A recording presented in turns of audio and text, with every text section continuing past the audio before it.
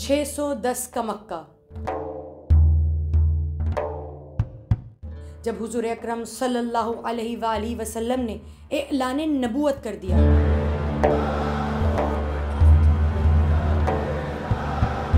अब मक्के में हर तरफ हर जगह पर रसूल अकरम की खुल्लम खुल्ला अदावत और दुश्मनी नजर आ रही है।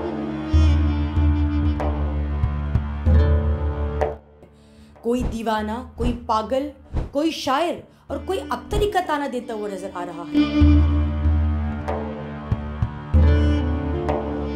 हुजूर अकरम ने हर शय को बर्दाश्त कर लिया, लेकिन जब अबतरी का ताना मिला तो एक मर्तबा अल्लाह की बारगाह में रंजूर होकर और रंजीदा होकर पेश हुए।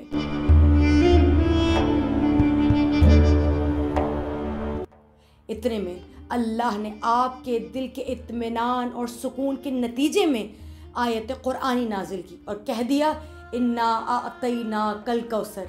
ऐ मेरे हबीब, आपको अबतरी का ताना देने वाले दर हकीकत खुद अबतर हैं और आपको हम ऐसी कौसर पाक नस्ल इनायत फरमाएंगे जो ता क़यामत तक जारी और सारी रहेगी, जिसकी मिस्ल ता क़यामत तक किसी उम्मत में किसी ज़माने में नज़र नहीं आएगी और क़यामत तक आपकी नस्ल की पाकीज़गी की मिसाल दुनिया देती जाएगी।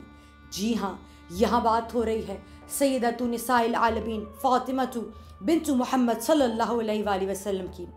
रिवायत कहती है, जब जिब्रील ने आप सल्लल्लाहु अलैहि वसल्लम को फ़ातिमतु ज़हरा की खुशखबरी दी, उस वक्त हज़रत खदीजा बयान करती हैं कि जो ही ये बच्चा मेरे बतन में था, मैंने महसूस किया जो आ हज़रत सल्लल्लाहु अलैहि वसल्लम कुरान की आयात की तिलावत करते, उस वक्त मेरे बतन का बच्चा भी आपके साथ साथ कुरान की आयात पढ़ता था।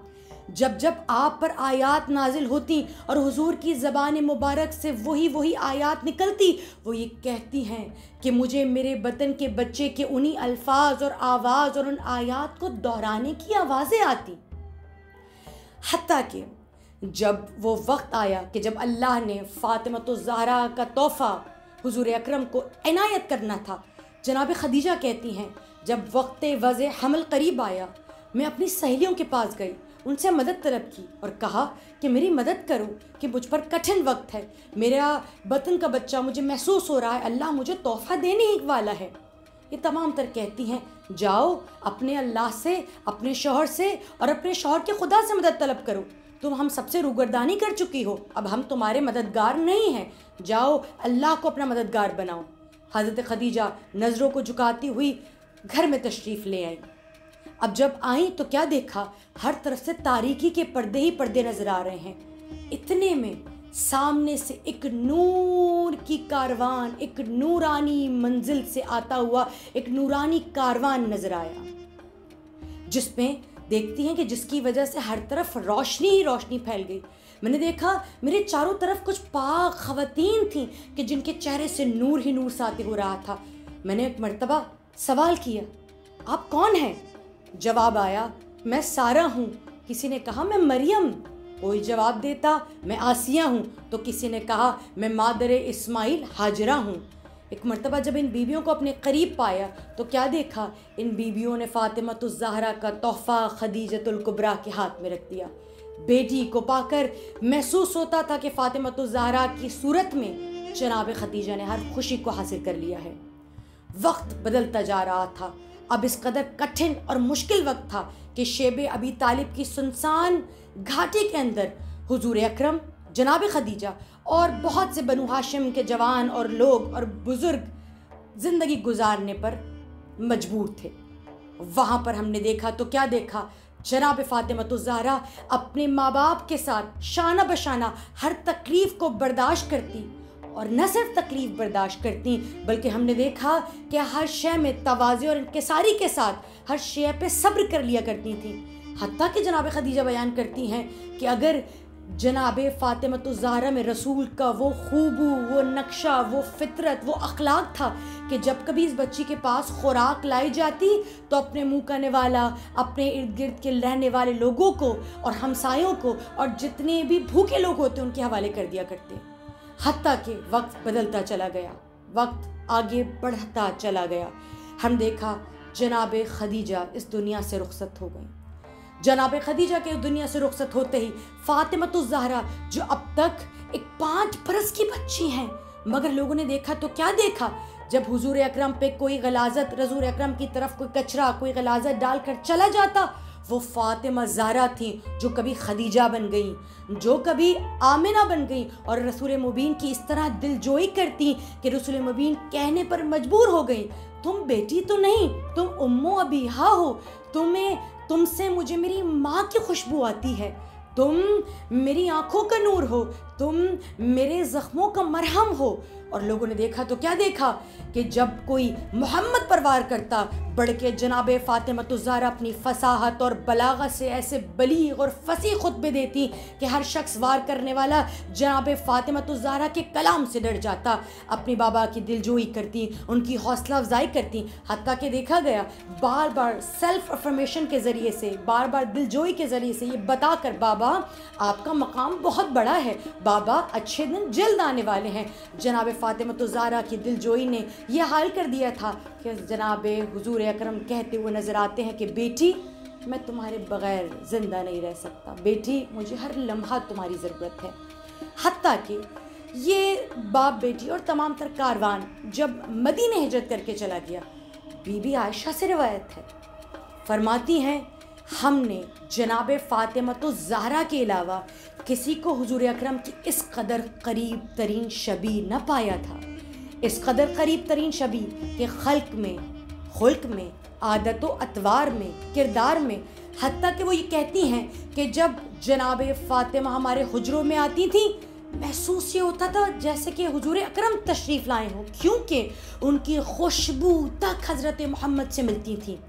کون فاطمۃ الزہرا جس کی معرفت، جس کی محبت امت پر ایسے واجب کر دی گئی کہ جب حضور اکرم اصحاب کے مجمع میں بیٹھے ہوتے اور فاطمہ آ جاتی، نہ صرف اپنی جگہ سے کھڑے ہو جاتے، بلکہ وہ رسول جس کے سامنے آدھی دنیا اپنے سر کو جھکا دیتی ہے، اسی رسول کے سامنے وہی رسول اپنی بیٹی کے سامنے اپنے سر کو جھکا کر ان کا ہاتھ چوما کرتا تھا۔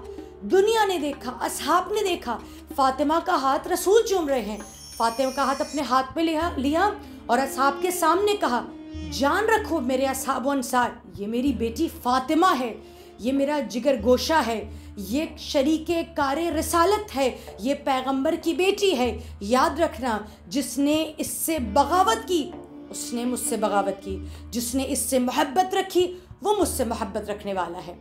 روایت کہتی ہے دن گزرتے چلے گئے، حتیٰ کہ یہ تو فاطمہ تو زہرا تھی، ہم نے در سیدہ کا وہ احترام دیکھا کہ ہم نے یہ دیکھا کہ ایک روز حضرت فاطمہ الزہرا اپنے گھر میں تشریف فرما تھی، رسول جو ایک روز بھی فاطمہ کے بغیر رہ نہیں پاتے تھے، دق الباب کیا، دیکھا فاطمہ نے دروازہ نہ کھولا۔ جناب فاطمہ کہتی ہیں کہ اس روز مصلحتاً اللہ کی جانب سے کچھ ہوا، میری آنکھ لگ گئی، اب جب دیکھا بیٹی نے دروازہ نہیں کھولا، کتنی ہی دیر تک حضور اکرم وہیں کھڑے رہے، حتیٰ کہ نماز ظہر کا وقت قریب آیا، جناب رسول خدا نے حضرت زہرا کے دروازے کے سامنے ہی مصلی بچھایا اور نماز ظہر کو ادا کیا۔ اب دنیا دیکھ رہی ہے کہ سیدہ کے دروازے کا یہ احترام ہے کہ وہاں پر کھڑے ہو کر مصلی عبادت پر جناب رسول اللہ کھڑے ہو جاتے ہیں۔ دنیا نے دیکھا تو کیا دیکھا کہ در سیدہ پر دق الباب اور دستک میں تیزی اور دستک کو زور سے دینا تو دور کی بات ہے، حضور اکرم نے ایک بار بھی اپنی آواز کو بلند نہ کیا، حتیٰ کہ 2 پہر گزر گئے۔ جناب فاطمہ نے محسوس کیا شاید کوئی دروازے پر موجود ہے، اب دروازہ کھولا تو کیا دیکھا کہ جناب رسول خدا صلی اللہ علیہ وآلہ وسلم پوری طریقے سے پسینے میں تربتر موجود نظر آ رہے ہیں، چہرہ لال ہو چکا ہے، بدن زرد ہے۔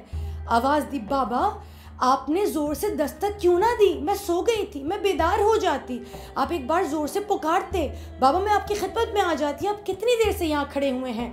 فرمایا، اے بیٹی مجھے تمہیں ایذا دینے سے ایذا ہوتی ہے، جس نے تمہیں ایذا پہنچائی اس نے مجھے ایذا پہنچائی، جس نے مجھے ایذا پہنچائی اس نے اللہ کو ایذا پہنچائی، مجھے خوف تھا کہیں مخل نہ ہو جاؤں، کہیں تمہارے لیے تکلیف اور اذیت کا باعث نہ بنے، کہیں تمہیں ذرہ برابر بھی درد نہ ہو۔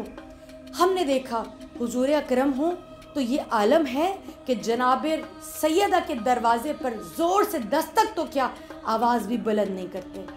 ہاں یہی سیدہ تھی، یہی دروازہ ہے اور وہی مدینہ ہے، لیکن فقط رسول کی آنکھ بند ہوئے 2 دن نہیں گزرے تھے، تیسرے دن کوئی آگ کے شعلے اٹھائے سیدہ کے دروازے پر آیا۔ دق الباب ہوئی، آواز آئی علی کو بھیجو۔ سیدہ نے کہا میں ہوں، جاؤ چلے جاؤ۔ علی جمع قرآن میں مصروف ہیں اور اس وقت مسجد میں موجود ہیں۔ آواز دی فاطمہ جھوٹ نہ کہو، ابھی علی کو بھیجو۔ جناب فاطمہ کہتی ہیں میں فاطمہ ہوں، میں جھوٹ نہیں بولتی، یہ کیا کہہ رہے ہو؟ آواز دی فاطمہ اگر دروازے کو نہ کھولا گیا تو ہم اس دروازے کو توڑ دیں گے۔ فرمایا جس دروازے پر رسول اللہ سلامتی بھیجتے تھے کیا تم اسے توڑ دو گے؟ آواز دی ہم شعلے لے کر آئے ہیں، اگر دروازہ نہ کھلا انہیں جلا دیا جائے گا۔ کہا تم نے رسول خدا سے نہیں سنا ہے؟ اسی دروازے کی طرف اشارہ کر کے رسول فرماتے تھے انی سلم لمن سالمتم و انی حرب لمن حاربتم۔ دیکھو یہ فاطمہ ہے، یہ فاطمہ کا گھر ہے، جس نے اس سے جنگ رکھی اس نے مجھ سے جنگ رکھی، جس نے اس سے محبت رکھی اس نے مجھ سے محبت کی۔ فرمایا میں ان باتوں کو نہیں جانتا، میں آپ کے بابا کے دین کی ترویج کے لیے اور اس کی تحفیظ کے لیے علی کو بلا رہا ہوں، آپ جلدی علی کو بھیجیے، ہم چاہتے ہیں علی ہماری بیعت کر لیں۔